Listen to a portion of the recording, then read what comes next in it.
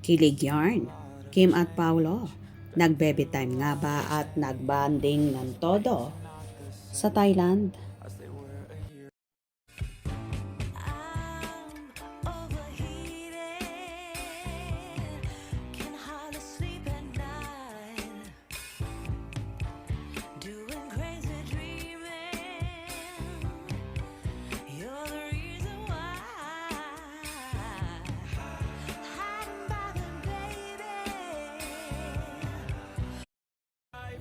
Tuwang-tuwa nga ang Kim Pao Fanay nang mabalitaan nila na sumunod daw ang rumored boyfriend ni Kim Chiu na si Paolo Avellino sa Thailand, kung saan kasalukuyan ngang nakipag-meet up ang dalaga sa kanyang business partner na si Mink, kasama ang kapatid na si Twinkle at asawa nitong si Anton. Kitang-kitang kung gaano kasaya ang naging bonding ng business partner ni Kim, kung saan itinur pa nga ang dalaga sa sikat na lugar sa Thailand at dito nga daw ay sumunod ang actor ayon pa sa ilang netizen. Sa halip na makasira ang ganitong mga balita ay lalo pang nagpapataas ng interes ng tao sa kanila. Ang publiko ay uhaw sa mga kwento ng totoong pag-ibig. Ang pagiging real ni Kim at Paolo ay nagbibigay sa kanila ng kakaibang karisma. Hindi na sila basta love team na binuo ng management. Sila ay dalawang individual na pinili ang isa't isa.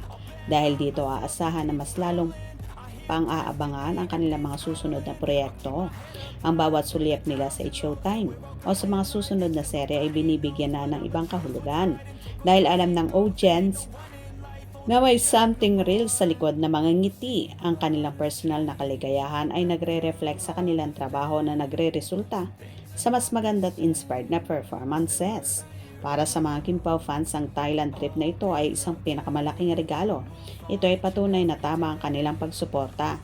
Hindi nasasayang kanilang puyat at effort sa pagtitread dahil sa totoong buhay masaya ang kanilang mga idolo.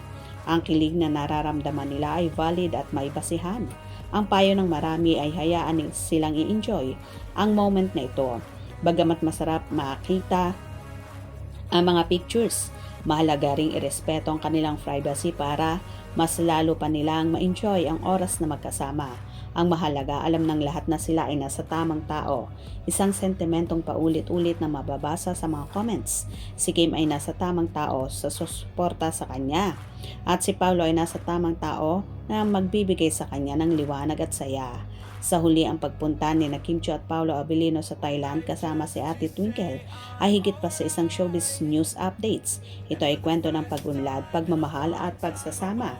Ipinapakita nito na sa kabila ng kasikatan, tao rin sila na naghahangad ng pahinga, nagtatagoy ng negosyo at nagmamahal ng totoo.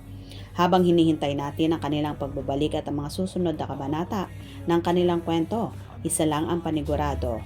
Ang puso ng Kim Pao fans ay busog na busog. Ang ayuda na ito ay magsisilbing inspirasyon sa marami ng tunay na pag-ibig ay hindi lang sa salita kundi sa gawa, sa pagsuporta sa pangarap ng isa't isa at sa pananatili sa tabi ng taong mahal mo. San man kayo, dalhin ang pagkakataon, mapa Pilipinas man o Thailand, mananatiling nakatutok para sa mas marami pang updates sa isa sa mga pinakamamahal na couple sa industriya ngayon. Well, kung totoo man, nasunod nga si Paolo at nagkaroon nga ng baby time or bonding time si Kim at Paolo, ay paniguradong happy sila at sure, panatag at so happy rin ang kanilang mga tagahanga. Sana nga totoo ito. Hope you enjoyed. Please subscribe for more info.